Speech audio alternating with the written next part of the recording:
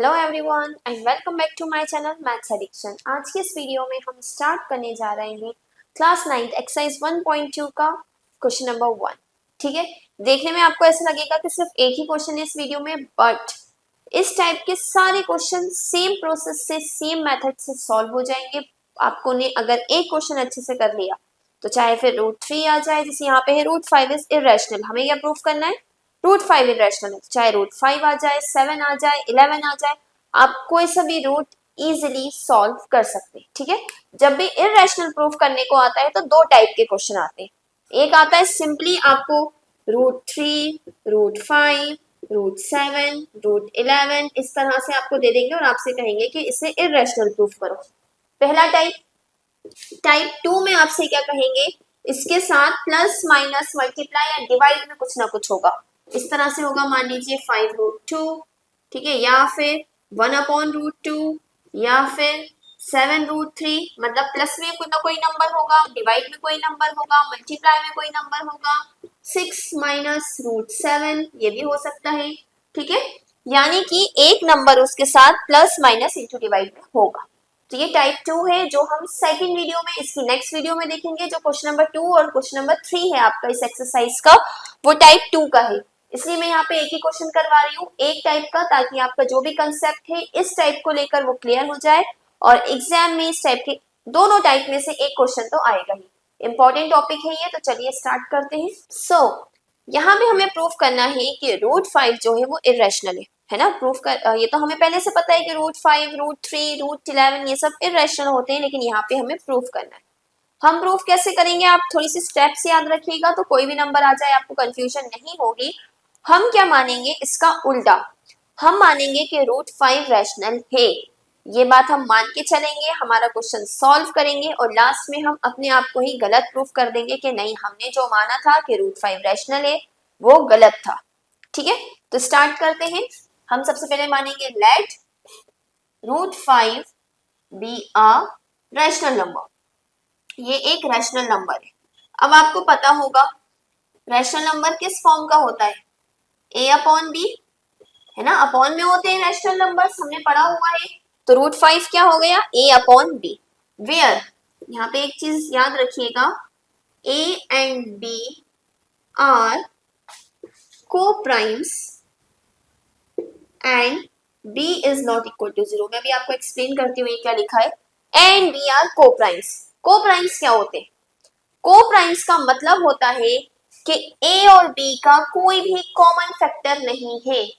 कोई भी ऐसा नंबर नहीं है जो a और b दोनों से डिवाइड हो जाए। अगर a से डिवाइड होगा तो b से नहीं होगा, b से डिवाइड होगा तो a से नहीं होगा। ठीक है, कोई भी ऐसा कॉमन नंबर नहीं है दोनों का जो दोनों के फैक्टर्स में आता हो, जो दोनों से डिविजिबल हो। ठीक है, a एंड b आर को-प्राइम्स। ठीक है, यानी कि वन, सिर्फ एक वन ही है जो इन दोनों के फैक्टर्स में आ सकता है, क्योंकि वन तो किसी सभी नंबर्स में आता है। And b is not equal to 0। b is not equal to 0 मैंने क्यों लिखा, क्योंकि b कहां पर है, नीचे है, डिनोमिनेटर में है, और रैशनल नंबर में नीचे वाला डिनोमिनेटर कभी भी 0 नहीं होता। ठीक है, तो ये दो चीजें हमने लिख ली कि a and b are coprimes and b is not equal to 0। अब हमें क्या करना है, दोनों तरफ स्क्वायरिंग कर दीजिए, स्क्वायरिंग बोथ साइड्स। जैसे ही आप दोनों तरफ स्क्वायरिंग करेंगे, देखिए ये हो गया √5 का square is equal to a/b का होल स्क्वायर। √5 का स्क्वायर क्या हो जाएगा, 5, और ये क्या हो गया, a²/b²। ठीक है, अब b यहाँ डिवाइड का है, यहाँ पे ले जाइए, ये क्या हो गया, 5b² is equal to a²। ठीक है, इसका मतलब क्या हुआ, 5b² is equal to a²। इसका मतलब 5 के साथ b² को मल्टीप्लाई करें तो a² बन रहा है ना। अगर मैं कोई नंबर लूं, मान लीजिए 5, एक एग्जांपल लेते हैं कि b की वैल्यू 2 है। ठीक है, तो a कितना आएगा, 5 × 4 यानी 20। यस, ये 5 से डिविजिबल है ना। कोई भी नंबर आप लेंगे, अगर 5 b² से मल्टीप्लाई करके a² बना रहा है, इसका मतलब 5 जो है वो a² को डिवाइड करेगा, क्योंकि 5 से ही तो मल्टीप्लाई होके a आया है ना। एक और एग्जांपल, अगर आपको और कंफ्यूजन हो तो हम एक और देख सकते हैं। अगर मान लीजिए यहाँ 3 होता, ठीक है, तो 3 3 ज़ा 9 इंटू 5 इज 45। तो 45 भी 5 से डिविजिबल है, 5 के टेबल में आता है, यानी कि 5 जो है वो इस ए स्क्वायर को डिवाइड कर रहा है। ठीक है, here 5 divides A square, sorry 5 divides A square.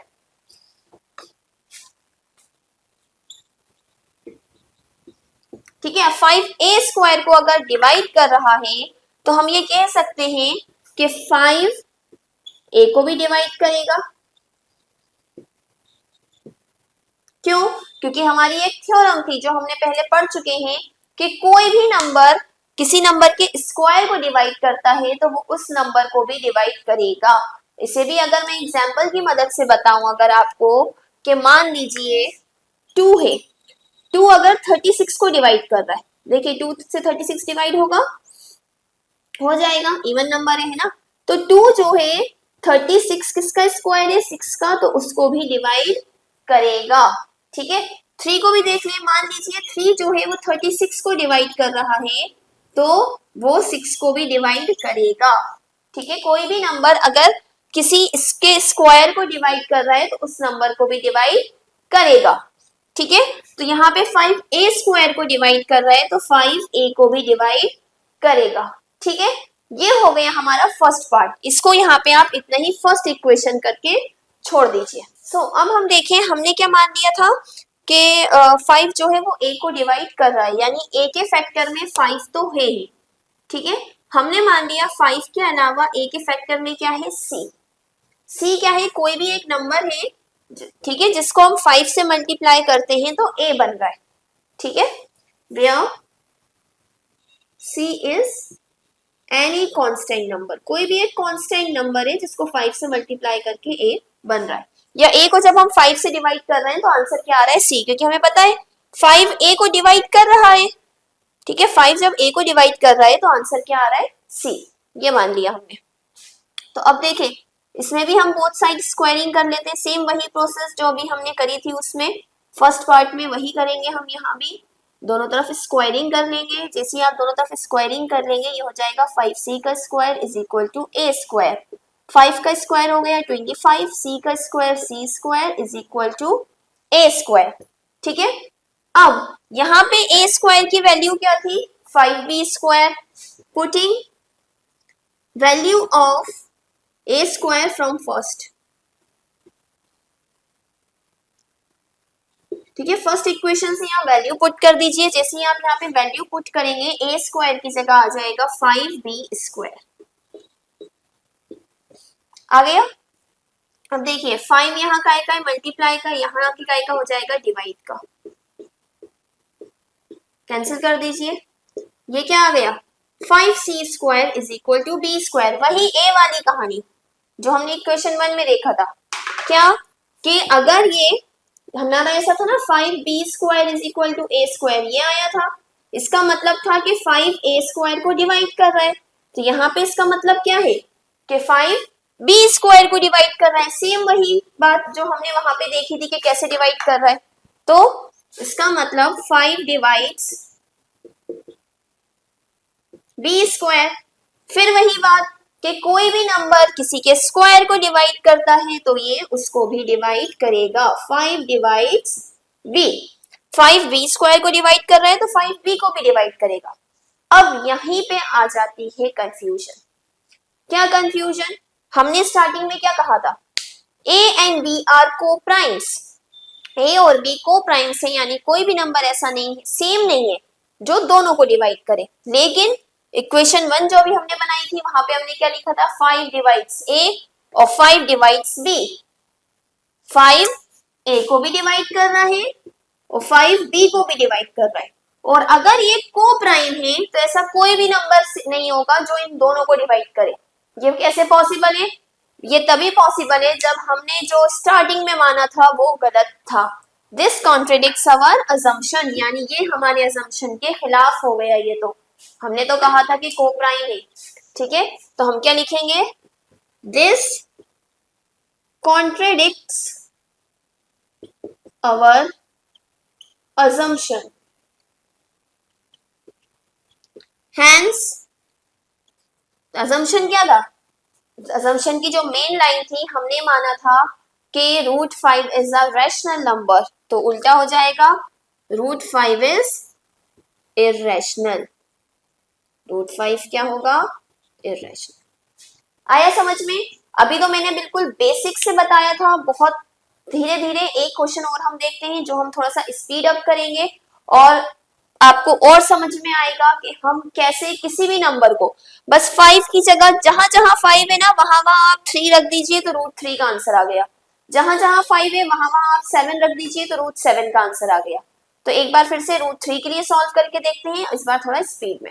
हमें क्या प्रूव करना है? √3 इज इरेशनल, तो हम क्या मानेंगे? Let √3 be rational. इसको हम मान लेंगे कि √3 रैशनल नंबर है। जैसे ही आप ये मानेंगे देन √3 क्या हो जाएगा? a upon B. वही हम a और b को क्या मानेंगे? Such that a and b are coprimes. a और b कोप्राइम्स है and b is not equal to 0। Reason मैं आपको बता चुकी हूँ, a और b कोप्राइम्स हैं और b कभी भी 0 नहीं हो सकता क्योंकि हमने रैशनल नंबर माना है। अब हम दोनों तरफ स्क्वायरिंग कर देंगे, स्क्वायरिंग बोथ साइड्स। आपको सारे स्टेप्स लिखना ही है, जो मैं लिख रही हूँ ना ये सारे भी एग्जाम में लिखना है, तभी आपको मार्क्स मिलेंगे। तो √3 का square is equal to a upon b का स्क्वायर। √3 का स्क्वायर हो गया 3, ये हो गया a square upon b square. Speed में मैं आपको इसलिए बता रही हूँ क्योंकि बच्चों को लगता है बहुत लेंदी है, ज्यादा लेंदी क्वेश्चन नहीं है, बस समझाने में थोड़ा सा लेंदी हो गया था। ये यहाँ डिवाइड का था, यहाँ जाके multiply 3b square is equal to a square. ये हमने ले ली इक्वेशन 1। देखा कितनी जल्दी बन गई। अब हमें क्या करना है? इसका मतलब क्या है? 3 जो है वो 3 डिवाइड्स a स्क्वायर। 3 जो है वो a स्क्वायर को डिवाइड कर रहा है। Then 3 also divides a। 3a square को डिवाइड कर रहा है तो 3a को भी डिवाइड करेगा। बस अब हम क्या करेंगे? Now let 3c is equal to a, यानी कि 3 के साथ c को मल्टीप्लाई करें तो a बन रहा है, where c is any constant integer या number. c is any constant number, c जो है वो कोई भी एक कांस्टेंट नंबर है। अब बस इसको सॉल्व कर दें, दोनों तरफ स्क्वायरिंग कर देते हैं अगेन। स्क्वायरिंग बोथ साइड्स, जैसे ही आप दोनों तरफ स्क्वायरिंग करेंगे यहाँ पे आ जाएगा 3c square is equal to a square, यानी कि 9c square is equal to a square. a square की वैल्यू इक्वेशन 1 से यहाँ रख देंगे, putting value of a square from equation 1। तो देखिए ये क्या हो गया? 9c square is equal to 3b square. इससे ये कैंसिल हो जाएगा, ये क्या आ जाएगा? 3c square is equal to b square. इसका मतलब क्या हुआ कि 3 जो है वो b स्क्वायर को डिवाइड कर रहा है। 3 डिवाइड्स b स्क्वायर, तो 3b को भी डिवाइड करेगा। देखिए पूरी लैंग्वेज सब कुछ सेम है, जहां जहां 5 था बस वहां वहां 3 आ गया। 7 आए √7, तो जहां जहां 3 है वहां वहां बस आप 7 लिख दीजिएगा। ठीक है, 3b स्क्वायर को डिवाइड कर रहा है तो 3b को भी डिवाइड करेगा, यानी 3a को भी डिवाइड कर रहा था और 3b को भी डिवाइड कर रहा है। मतलब a और b को प्राइम नहीं है, यानी हमने जो असम्पशन माना था this contradicts our assumption, hence √3 is irrational। है इजी, बहुत इजी है। सेम प्रोसेस को 2 बार करना है बस, और जैसे ही आप करेंगे तो आपको समझ में आ जाएगा कि ये इरेशनल है।